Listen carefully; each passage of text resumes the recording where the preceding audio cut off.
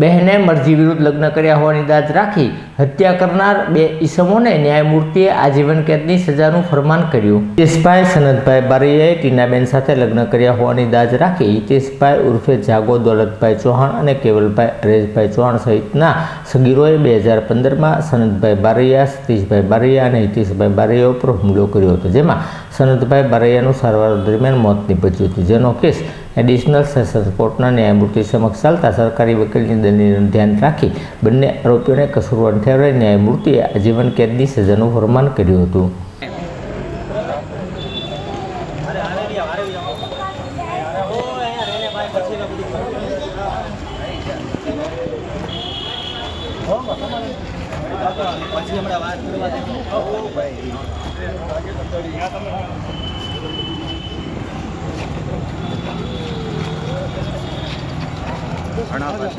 આપી દો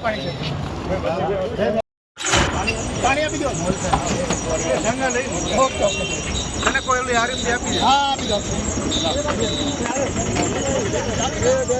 બંધ કરી દે વાંધો